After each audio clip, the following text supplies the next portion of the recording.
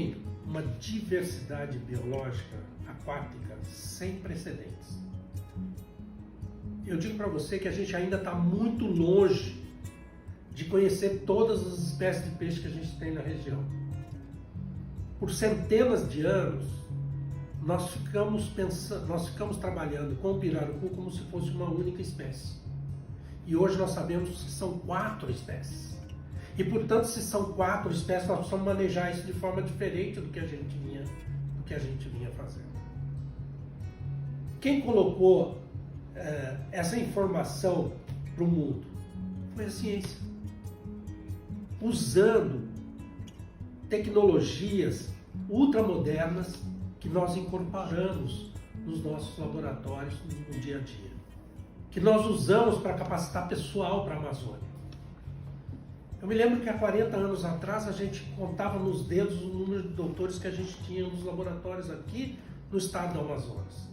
A partir do momento que a gente cria uma estrutura de pesquisa e de fomento, principalmente local, no caso a FAPEAN, tá certo? Nós começamos a ter um processo de capacitação de pessoal muito importante. Muito importante. Hoje nós temos no Amazonas mais de 2.000 doutores espalhados em várias instituições aqui, produzindo informações da mais alta relevância para o país. Tem 2 coisas que nós precisamos fazer. Usar essas informações nas políticas do dia a dia. Não adianta a sociedade capacitar pessoal, fomentar a capacitação de pessoal, produzir as informações que são necessárias e depois você não ter uma estrutura para usar essas informações. A gente joga isso tudo fora. Quer dizer, joga fora não. Porque o que acaba acontecendo é que nós, como a informação é pública, outros países usam essas informações. Tá certo? Como foi o caso da produção de tambaqui fora do Brasil. Então, eles não produziram as informações elas foram, na realidade, apropriadas a partir daquilo que a gente tinha aqui na Amazônia. Então eu posso dizer para você o seguinte, um dos objetivos do desenvolvimento sustentável é a questão da segurança alimentar. A segurança alimentar do mundo, diante dessas mudanças todas que nós estamos vendo, que não é só a parte climática, tem uma série de outras coisas que estão emergindo no mundo a reboque dessas mudanças climáticas todas que estão acontecendo. Mas a garantia da segurança alimentar do mundo está na diversidade biológica. E quando a gente fala em diversidade biológica, o coração emerge dentro da Amazônia. Emerge dentro da Amazônia. Então o que nós precisamos fazer? Nós precisamos conhecer profundamente isso que nós temos aqui, no sentido de tirar, tá certo, essa informação lá da diversidade, lá do fundo dos rios, lá do meio da floresta e trazer para processos produtivos, efetivos, controlados, tá certo, com a tecnologia mais moderna que a gente tem. Portanto, quando a gente fala em fazer ciência hoje, a gente precisa primeiro abrir a cabeça da gente. Tudo importa. Qualquer informação robusta importa. E é preciso incorporar essa informação nos processos produtivos.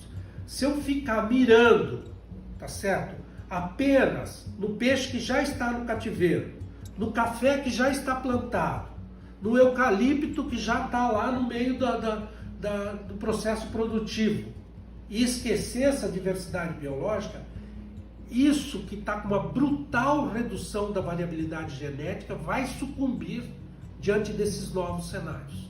E aí é preciso que a gente incorpore a variabilidade genética que a gente tem exatamente na diversidade biológica desses caminhos.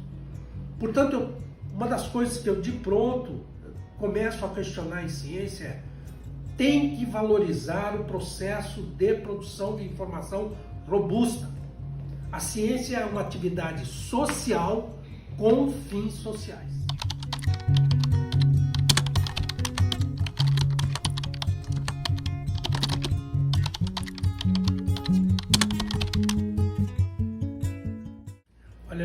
eu tenho me manifestado em duas direções nesse aspecto, né? O Brasil tem uma capacidade de produção científica sem paralelo. Não é à toa que hoje nós ocupamos, em termos de produção científica, no mundo, o 13º lugar. É fascinante o desafio que o coronavírus está trazendo para o país, e duas mulheres, tá certo? Uma professora com a sua pós-doc faz um sequenciamento desse vírus em 24 horas. Isso não existe no mundo. Isso é da capacidade nossa instalada aqui no país. Os Estados Unidos é capaz de fazer isso? É capaz de fazer isso. Países da Europa são capazes de fazer isso? São capazes de fazer isso. Mas nós fizemos isso num país em desenvolvimento e isso tem que ser valorizado. Na área da agricultura é a mesma coisa. Agora, pare e pense. Da onde vem essa capacidade? Vem do investimento que a gente vem fazendo ao longo dos anos. Você não chega numa roça, abre covas, planta coisa e ela dá de uma hora para outra. Dá uma vez, dá duas, mas não dá sempre. Precisa de tecnologia, precisa de estudo, precisa de informação. A mesma coisa com as doenças que estão emergindo no mundo por conta das variações todas, desses cenários ambientais todos que nós estamos fazendo. Dito isso, nós acumulamos ao longo do tempo um volume bastante significativo de informações. Quando a gente para de produzir as informações, a gente vai criando buracos nesse processo e, eventualmente, a gente chega com um desafio novo para o país e não consegue fazer. Bom, informações temos. Por que a gente não usa esta informação para produzir mais proteínas a partir da biota aquática da Amazônia, por exemplo, a partir dos peixes amazônicos? Informação temos. O tambaqui é um peixe fenomenal, cuja exportação maior está sendo feita para um país estrangeiro. Nós temos fazendas de criação de tambaqui. O tambaqui é um produto da biodiversidade brasileira com um potencial sem paralelo para a agricultura mundial. É um peixe que consegue sobreviver em pHs extremamente ácidos. Nós temos vários experimentos aqui mostrando que o tambaqui consegue viver até pHs pouco abaixo de 4. Tá? Quer dizer, é uma condição bem desafiadora. Consegue viver em ambientes com pouco oxigênio, desenvolvendo os seus lábios para poder captar o oxigênio da superfície da coluna d'água. Quando a gente associa probióticos e prebióticos à ração do tambaqui, o tambaqui cresce mais rápido e com muito mais saúde do que se tivesse comendo as rações comerciais comuns. Se você pega o pirarucu, que é outro peixe fenomenal da nossa ictiofauna, esse peixe cresce 15 quilos no primeiro ano de vida. Qual é o organismo que produz tamanha quantidade de proteína no primeiro ano de vida? É um peixe de respiração aérea, independe da quantidade de oxigênio que tem na água, que é um grande desafio, da agricultura de uma maneira geral. Mas quando você considera os cenários que tem pela frente, aumento de temperatura, tá certo? Um efeito aumentado dos poluentes que você tem no sistema, porque quando você aumenta a temperatura, você aumenta a captação pela biota aquática desses poluentes. Você vai ter um efeito do CO2, do dióxido de carbono, sobre o crescimento dos animais. A FAPEAN nos ajudou a construir as salas climáticas aqui, onde a gente está testando exatamente o efeito dos cenários ambientais futuros do ano 2100 sobre os peixes. Para que nós estamos fazendo isso? Para que se possa usar essas informações na garantia da nossa alimentação no futuro. Agora, precisamos usar essas informações. Então, por muitos anos, a Amazônia ficou no seu berço esplêndido, tá certo? Era mais barato ir para dentro da floresta, derrubar a árvore, coletar o que tinha lá, o peixe, a planta e usá-lo. Só que no mundo moderno isso não cabe mais. O mundo não quer mais destruir o ambiente para poder sobreviver. O mundo quer hoje a informação que está no ambiente. A informação hoje é riqueza. E quem produz essa informação e quem tem essa informação tem as riquezas. Então, a manifestação que eu tenho exaustivamente feita é o seguinte: se nós não quisermos ver as riquezas da Amazônia sendo usadas por estrangeiros, essas informações nós precisamos produzi-las e dominá-las. Para produzi-las e dominá-las, eu preciso de laboratórios, eu preciso de equipamentos, mas eu preciso de massa cinzenta, eu preciso de cérebros. Então, eu preciso capacitar pessoal. E capacitar pessoal não é só em São Paulo, não é só no Rio de Janeiro. A massa cinzenta dos nossos meninos do norte não é diferente dos meninos de nenhum lugar do mundo. Então, eles são capazes de aprender e são capazes de produzir informações extremamente relevantes que ajudariam o país, tá certo? Na rota de um desenvolvimento sustentável, que o próprio governo vem falando. Mas para fazer o que o governo vem falando, precisa de informações. As informações que nós já produzimos no passado e informações novas, para que a gente possa acompanhar os desafios que o mundo está apresentando para a gente no dia a dia. Os desafios no mundo não vão acabar, não vão parar hoje. Portanto, a informação que nós precisamos precisa continuar sendo produzida para que a gente possa, na realidade, fazer frente a isso tudo.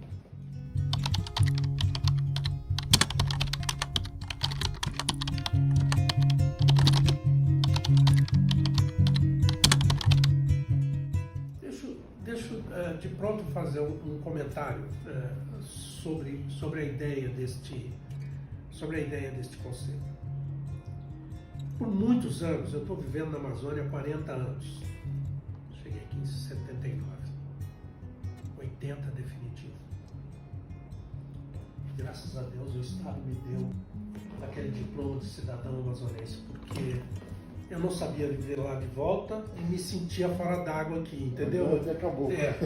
Agora eu sou caboclo.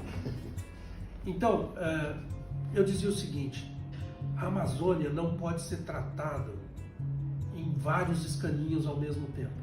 Cada escaninho em Brasília pensando de uma forma, a Amazônia, saúde pensando de um jeito, o Ministério do Meio Ambiente pensando de outro, transporte de outro, economia de outro. Então a ideia de criar um conselho único me parece um caminho adequado, e eu sempre comentava isso. Eu não estou falando aqui sobre a estrutura desse conselho hoje, tá certo? Tem algumas restrições a ele. Eu acho que nós deveríamos ter uma forma mais efetiva de uma interlocução com as estruturas de governo locais e coisas desse tipo, que eu acho que ainda a gente vai conseguir, em algum momento, trabalhar essa questão. Mas eu vejo esse conselho estruturado para resolver problemas que perpassam as diferentes disciplinas desse processo. Então, uma dessas linhas transversais tem que ser ciência e tecnologia, e a outra tem que ser educação. Se a gente não tiver isso, nós vamos cometer erros que a gente já cometeu no passado. Não só por ações desse próprio país, do nosso governo, da época, como ações de fora. Nós tivemos milionários sonhadores que achavam que, trazendo a informação científica que tinham de outros lugares para cá, para dentro da Amazônia, iam fazer um Eldorado novo, tá certo? E deram os burros na água, tá certo? Então a Amazônia é isso, né? O professor Scioli dizia o seguinte: a floresta é maior do que tudo. Então, o que nós precisamos saber é o que tem na floresta e não brigar com a floresta. Se a gente for brigar com a floresta, a gente não vai para lugar nenhum, tá certo? e a floresta é maior que tudo. Então, eu acho que este conselho precisa ter uma interlocução forte com a ciência e com a tecnologia. E aí o INPA ocupa um papel relevante nesse processo. O INPA ainda é, eu digo ainda, já de uma forma não tão enfática como eu fiz no passado, o maior instituto de biologia tropical do mundo, tá certo? Tem produzido um vasto conjunto de informações, mas a floresta é grande demais, ela é forte demais, e um instituto pequenininho como está o INPA hoje, com falta de gente, falta de manutenção, falta de recursos para pesquisa, falta de bolsas para os alunos de pós-graduação, tá certo?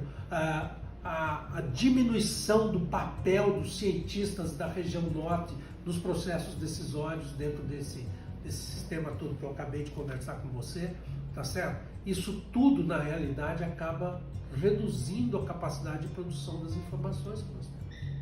Portanto, eu acho que esse conselho precisa pensar num processo de fortalecimento das estruturas que produzem a informação científica na Amazônia. Eu tenho 2 meninos hoje, aqui no laboratório, que estão no exterior. Uma foi ontem para o exterior. É uma bolsista nossa de pós-graduação, eu fico emocionado de falar isso. Quando eu cheguei aqui, eu não falava uma palavra em inglês, me virei para poder fazer essa interlocução com o mundo externo, e hoje exijo dos meus meninos aqui, todos eles têm desenvoltura com inglês. Essa menina está indo para um dos melhores laboratórios do mundo para estudar os micro-organismos que tem dentro da estrutura digestiva do tambaqui quando ele está lá na natureza comendo os frutos. O que a gente já descobriu com isso? Que aquele conjunto de micro-organismos que tem lá no trato digestivo do tambaqui protege o tambaqui de frutas tóxicas, de outras coisas que tem lá na natureza, e quando eu trago aqui para o laboratório, esse conjunto de micro-organismos desaparece. E aí vulnerabiliza o animal que está sendo produzido em cativeiro. Então o que nós queremos é descobrir uma forma de manter aquela microbiota que tem lá, aqueles micro-organismos que tem lá no trato digestivo dos animais que estão sendo criados em cativeiro. Será que se a gente incorporar frutos na ração, resolve? Tem tanto fruto aqui que cai na água e vai embora, jogado fora. Vai produzir CO2. Será que se eu coletar parte disso e incorporar na ração do peixe, vai resolver isso na dieta deles? Então eu acho o seguinte, dentro desse contexto todo, a gente tem um caminho grande pela frente, mas a gente já tem um conjunto imenso de informações para poder avançar. Deixa eu contar uma coisa para você. Eu coloquei isso no meu Twitter ontem e eu visitei a Flora do Tapajós. Eu não conhecia a Flora do Tapajós. A gente vai daqui a Santarém, vai ao Hotel do Chão, depois de barco. Eu fui visitar 2 comunidades. Tem muitas comunidades que vivem lá. Uma das comunidades, com aproximadamente 400 pessoas, essas pessoas vivem basicamente do extrativismo, coletando sementes para a natura. Cada quilo de semente que elas coletam, elas recebem R$2. Cada quilo de semente vai dar mais ou menos, por aí, uns 100 dos 150 ml de óleo. Um pouquinho, não é muita coisa não. Tá certo? Elas precisariam aí em torno de uns 7, 8 quilos para fazer um litro de óleo. Tá certo? R$16. Só que o litro de óleo, que é produzido em outro lugar, vale quase R$1.000. Então, por que não produzir o óleo lá? Vamos ensinar aquele pessoal a produzir o óleo lá. Por que tem que produzir fora de lá? Mas emocionante. Eu tive que sair do grupo das pessoas que estavam visitando lá, porque eu comecei a me emocionar. Uma chuva danada, tá certo? Aí de repente para um ônibus escolar pintado de amarelo, escrito escolar em frente a uma escola. A chuva, como aqui na Amazônia, em qualquer lugar da Amazônia, passou rapidamente.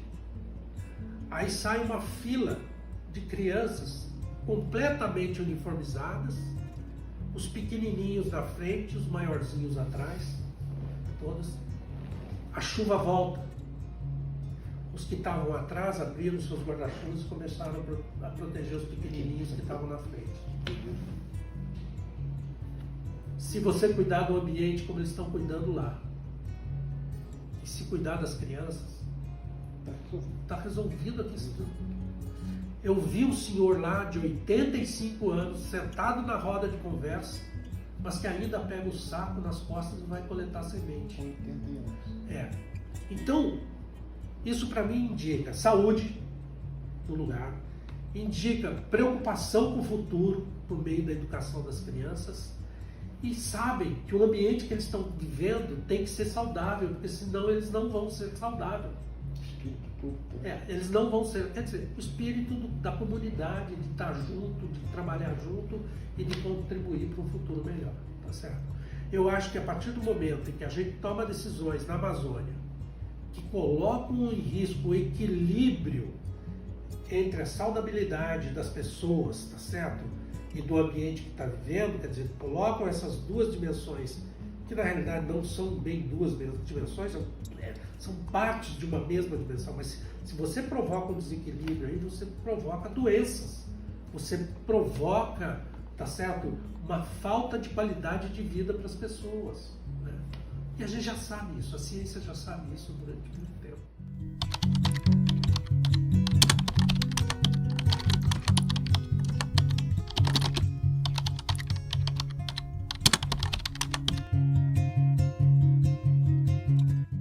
Generalizar isso para todas as áreas do conhecimento, porque eu acabei tomando conhecimento disso porque se tratava de uma ação dentro da área na qual eu trabalho, portanto eu estava diretamente envolvido com isso e conhecia os documentos todos. Na realidade, esta nova postura, que eu acho até que ela tem um certo grau de ilegalidade, que eu acho que precisa ser discutido, e eu já chego lá. Ela prega o seguinte, que para a área de aquicultura e recursos pesqueiros, os estudos têm que ser desenvolvidos com espécies criadas em cativeiro. Bom, a gente lista na mão, hoje no país, uma das mãos, as 4 ou 5 espécies que são criadas em cativeiro. Então, quando a gente faz isso, a gente esquece a imensa diversidade biológica que a gente tem no país, de peixes, de camarões, de crustáceos, de tartarugas e assim sucessivamente, algas. Isso tudo é recurso pesqueiro.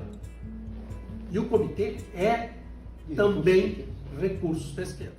A segunda coisa que eu acho gritante é exigir das pessoas, num país imenso como o nosso, que elas tenham vínculo com cursos de pós-graduação em aquicultura.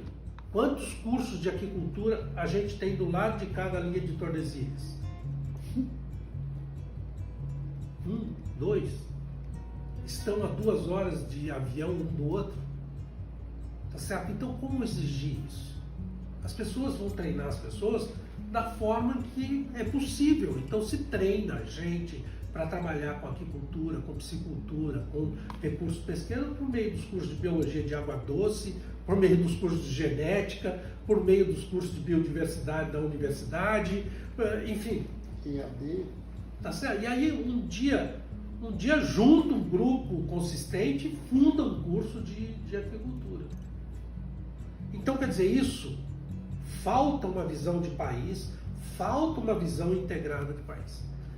A outra coisa dentro desse contexto é o seguinte, se a gente vai trabalhar com um aspecto tecnicista voltado para a produção de pacotes tecnológicos, eu vou desde já dizer o seguinte, que é muito importante para o nosso país a decodificação da informação para esses pacotes, muito importante, tem duas coisas aí que a gente precisa ver. Primeiro, a gente tem bolsas específicas de desenvolvimento tecnológico, DTI, tá certo? São bolsas específicas para essa área.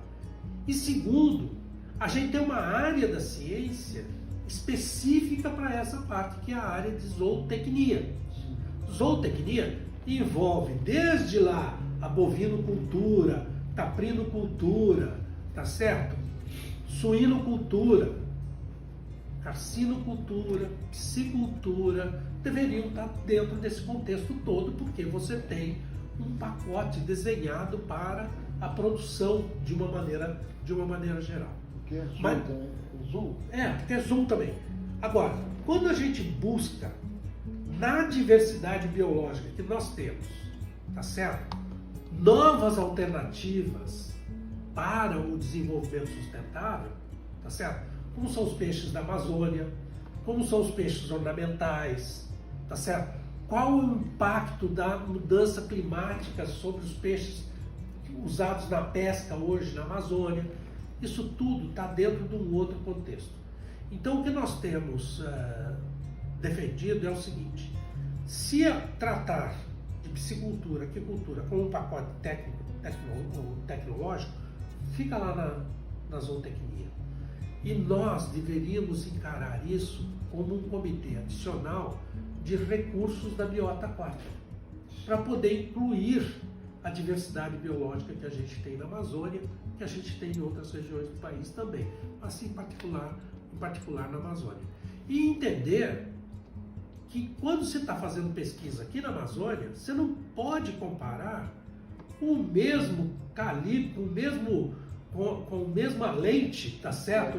A capacidade que tem São Paulo. São Paulo, por meio da FAPESP, que está estruturada há dezenas de anos, tem uma capacidade imensa de financiamento da pesquisa, que nós não temos aqui no Norte. Agora, se todo mundo sair daqui e for para trabalhar lá vai aumentar a competição. E a gente vai deixar um lado do país no ostracismo. É isso que esse país quer. Portanto, nós precisamos olhar com outros óculos a região norte do país, que não está sendo olhada diante dessas coisas todas que são colocadas por esses comitês. Pega esses meninos, tá certo, que não tem noção do que significa um país, uma nação, e põe para julgar as coisas. E aí dá nessas confusões todas. Prejuízos graves. Prejuízos graves para o país. Graves.